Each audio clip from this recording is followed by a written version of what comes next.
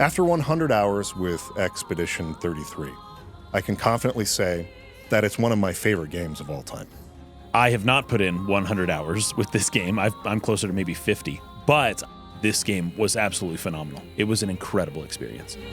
For those who come up, the combat stays engaging all the way through the game. Yeah. There are a lot of people playing this game who are not traditional turn-based combat fans. Right. A lot of people have asked me, for instance, I'm not a fan of turn-based combat, will I like this game? And the answer has seemed to be, from what I've observed online, that people who typically don't like that kind of game are liking this one. That's what I've noticed, yeah. And that's probably because there are elements of action combat where you have to read boss patterns and learn the timing of their attacks and dodge and parry in the same way that you would in an action RPG like a Souls game or something like that. And I think adding that element to the game has essentially opened up the combat in such a way to let new players experience it who typically wouldn't play this kind of game, and they're enjoying it. You know, we play a lot of turn-based RPG games on this channel, and we talk about them quite often. However, it is not my favorite. The turn-based RPGs can become stale over time. And much has been made over other games' attempts to kind of merge the two. I'm thinking Final Fantasy VII Rebirth that came out that is getting praise for its battle system, but is still maintaining an action-oriented combat style. This game is also merging the two, but favoring the turn-based style. And it is probably my favorite turn-based combat that I've ever experienced. The variation in attacks and in the different ways that the skills are used for the different characters. Everybody has their own different system that you kind of have to keep in mind. It feels overwhelming when you jump into it maybe at the deep end, but the way they introduce it is actually very reasonable. It's very well paced. And so I think the combat is actually phenomenal. This game revitalizes the formula of classic PS1 and SNES JRPGs while getting rid of a lot of the things that were cumbersome about those games. There's this reducing of repetition in the combat that keeps it fresh and engaging, and like you said, there are so many different play styles for each of the characters that, at least for me, up to this point, I've never had that moment where I got fatigued or tired of combat. And that is almost unheard of for me in classical turn-based combat games, and I love those games. But without fail, every single one of those games, at some point toward the end, I started saying, I've fought this enemy grouping 100 times, I'm tired of fighting, and that's not the case in this game. I can't praise the world map enough, the overworld map, the classic overworld. It was specifically this abstraction that appealed to me in this way. Because you can traverse a huge distance on the map. It's like fast traveling, but moving through the space physically rather than just warping to a point. And in that action of moving through that space, you're seeing all of this other cool stuff you can go and explore.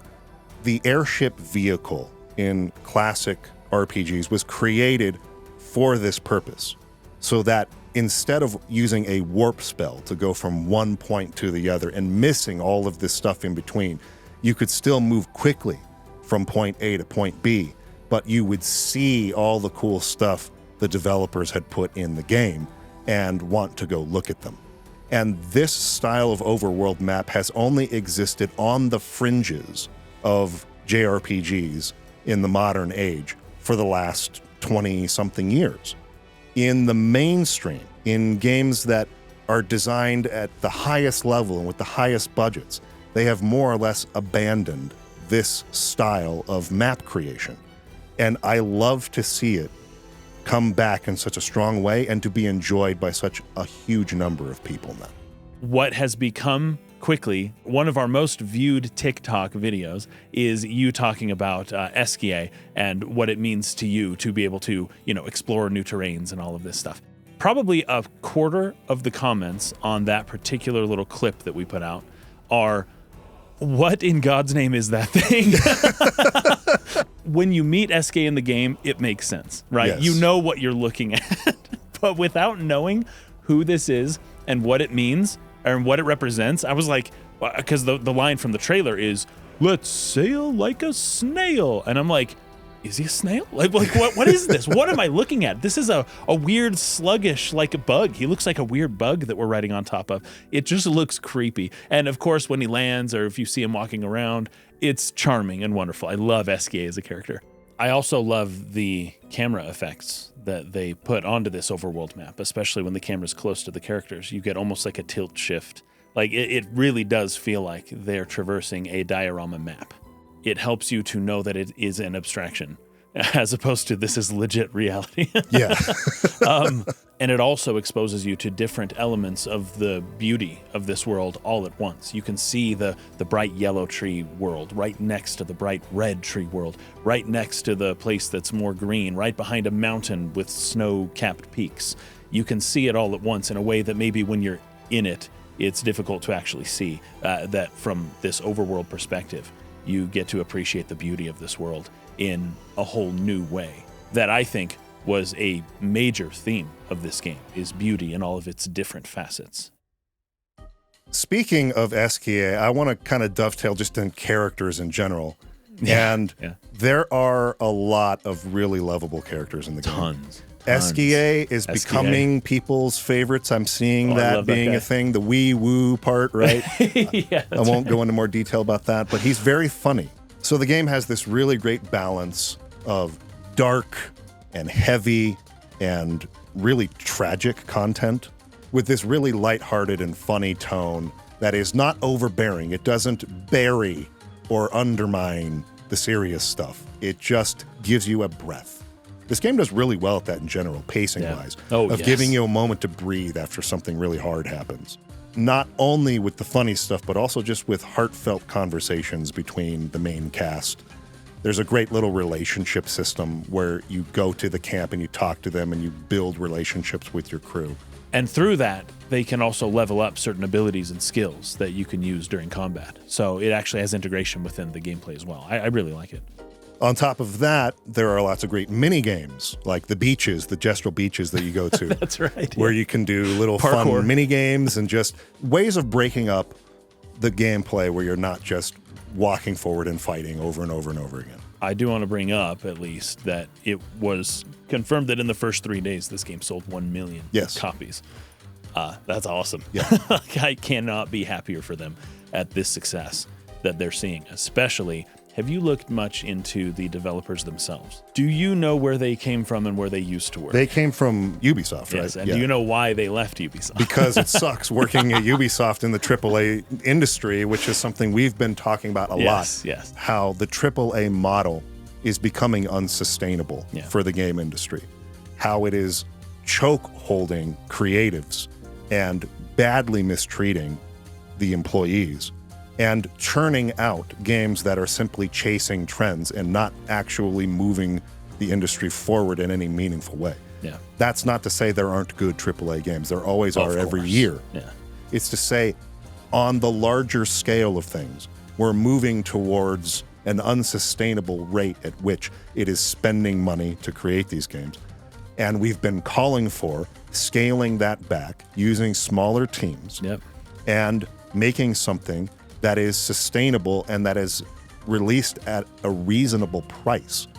And that is exactly what this game does. That's in exactly the face of $80 price tags for games and soaring costs for development. This is almost 1% to 2% of the amount of people that Ubisoft is using to make a game. And I can't help but think that maybe this is part of the reason why this game even exists, right? Is like to get away from that structure and to move towards something more sustainable, like you said. We and many other people have given this game endless glowing praise to the point where people are calling this glazing and things like this. And so I want to acknowledge that. I want to acknowledge that that might sound too good to be true, right? It might sound like you YouTubers have been paid off, which is nonsense based on what you just said. This is a small team with a limited budget. So yes, there's a lot of quote unquote glazing going on. I'm telling you it's for a good reason, but I do want to mention a few things about the game that might be cons worth considering if you're looking to buy this game or something. For the most part, the dungeons are really good in terms of their wide linear design. They really feel like you're exploring them and that there's rewards for exploration and that you can even get lost in some of them. That part is excellent. But there was one dungeon in particular that I felt really disappointed by, where it had almost entirely flying enemies in it, and every single fight was me on my first turn shooting them to death without giving them a single chance to attack me. There might as well have been no fights in the entire dungeon. The bosses of the dungeon are exceptional. Yes, oh yeah. Every other fight, they might as well have just given me an item at the entrance that gave me all the experience, and I just walked to the bosses. You know, it's really cool that they let you just kind of shoot the enemies. I thought that was a fun mechanic. It's very cool. And sometimes it's one of the more difficult aspects of the game is hitting a moving target as it's going across the screen. However, as the game progresses, the shooting mechanic actually is the least interesting part of combat in general. And it probably becomes the most tedious aspect of what is otherwise a wonderful combat system. Most of the game, they mix up their enemy groupings, a flying type with other types. But when you have a battle with all flying types, the way you take down flying types is to shoot them. You cannot hit them, they dodge. You can, but it's a very low percentage chance that you hit them with other types of abilities. And so I'm saying this literally, for every single battle I fought in that dungeon, I had my first character go, and they just shot every single enemy to death. Headshots. And there was zero attacks from them, zero turns taken by my other party members. It was one guy, shot them all in one turn, and the battle was over. And that was every battle in the entire dungeon. That has to be mentioned. That is really, really badly designed, in my opinion.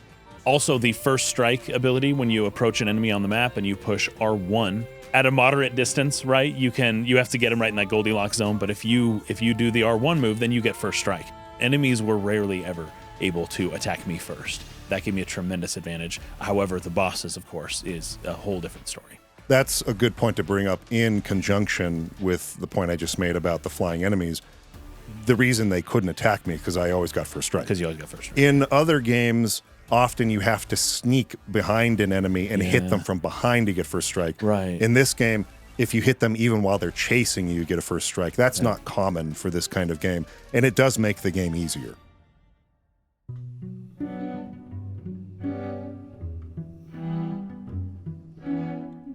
One thing also that I was really thinking about early in the game, and maybe 1% of people in the world had this same thought, but in the beginning, as you're moving through Lumiere, with all those leaves falling and it's so beautiful and everything like that, my first thought was it would be so cool if they had fixed camera angles like in those classic PS1 RPGs, where they could pick sort of the optimal or best angle to highlight certain buildings or scenes or trees or certain beautiful landscapes or whatever it might be. And I kept thinking, how great would it be if this game used fixed camera angles like classic Final Fantasy or something like that? Yeah. It was a thought that came to me, it passed, and then I came across a few screens later in the game that had these fixed camera angles. It's only one shot, and it's usually just for a quick reward that you grab and leave the area.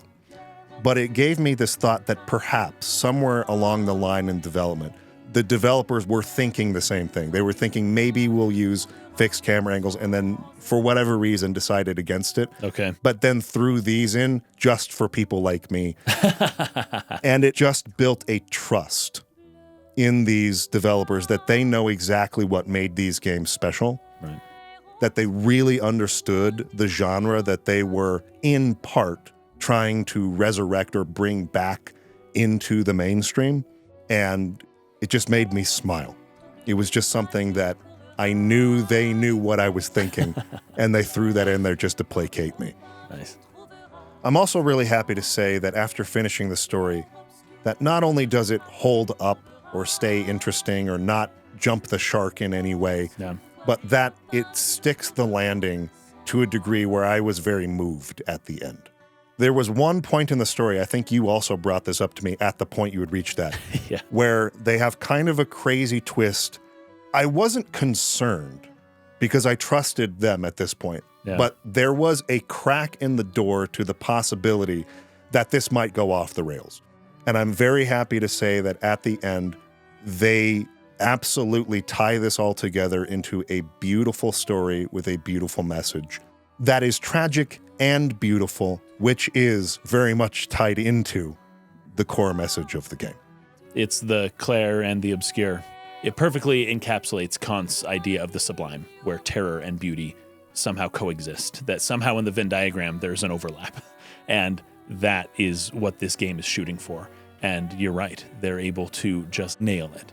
And you had maybe one or two, I had maybe 5 or 6 points. The reason why they earned my trust is because they had been able to manage the complicated way through some of those issues previously. And then when the issues started to become more pronounced, in my opinion, they had built up enough trust in me by that point to where I was less worried. And I was very excited to see it through, to see where they were going to take me.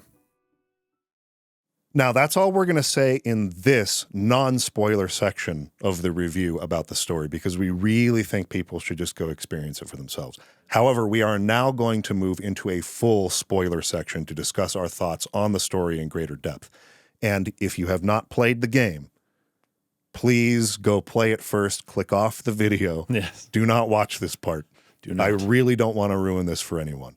So now we are moving into a full spoiler discussion of the story.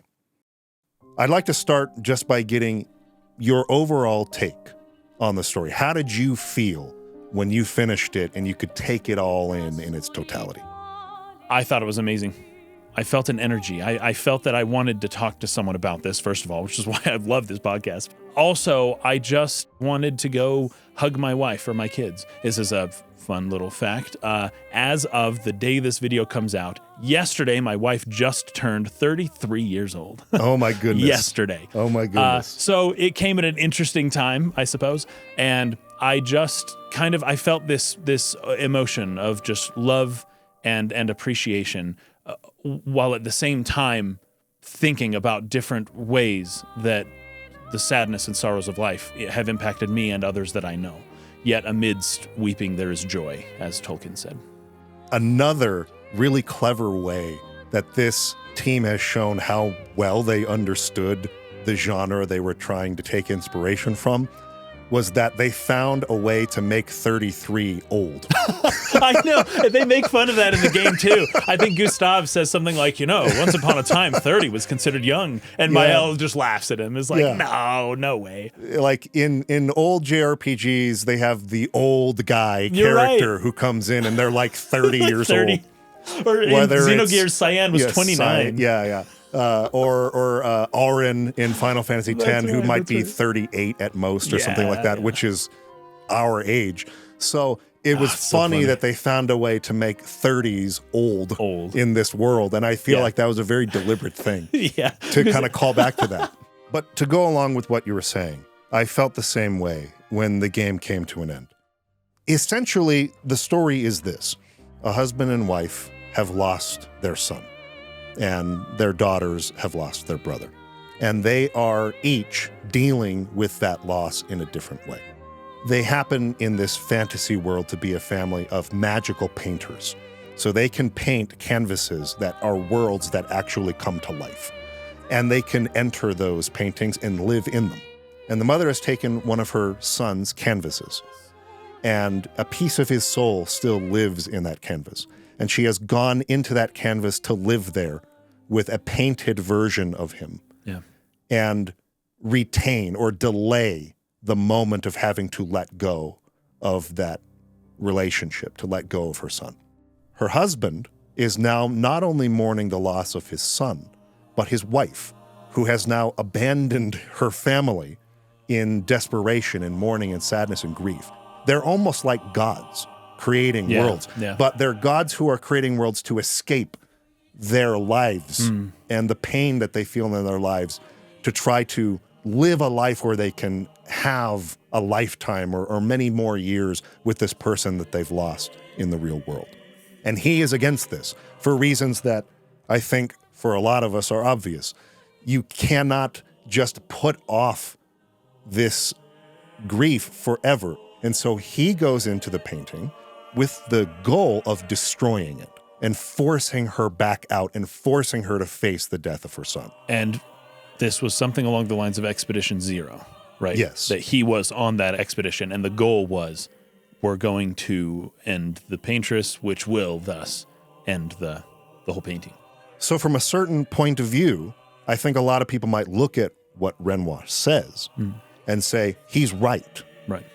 However, for me, the reason why this works and is so well executed is because Renoir himself, he's trying to fast track the grieving process. Oh, I he see. wants it to be over. And he's mad at his family for delaying because it's not allowing him to just get it over with. Interesting. He lost control, in a certain sense, of his life when his son died. And his way of coping is to try to take control back. Sure. And this is the opposite of accepting.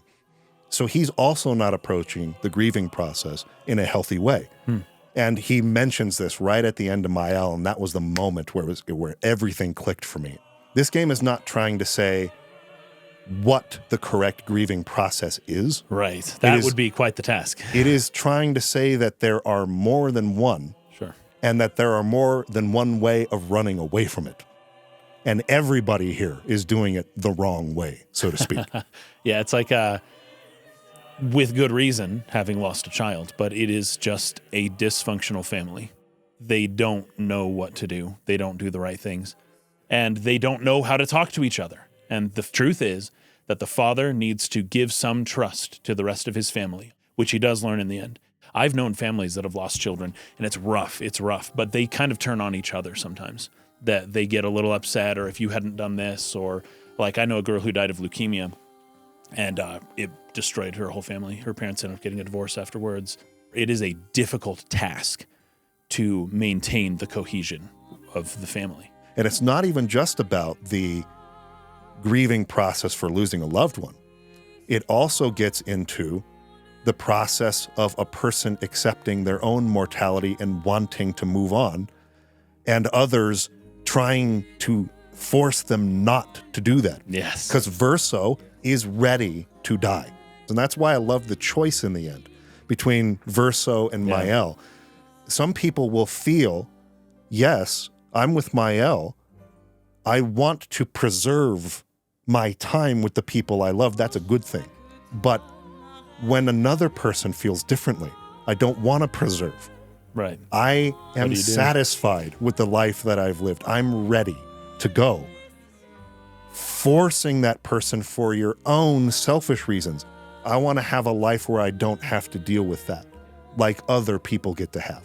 She's a hypocrite because she just called out her father for trying to control her and her grieving process, and now she's going to control Verso. Oh, is it Renoir who says we're all hypocrites? Yes. Right? Yes. That was a great line. That's exactly what the game is pointing out. And so in both endings, they're tragic and beautiful in their own ways.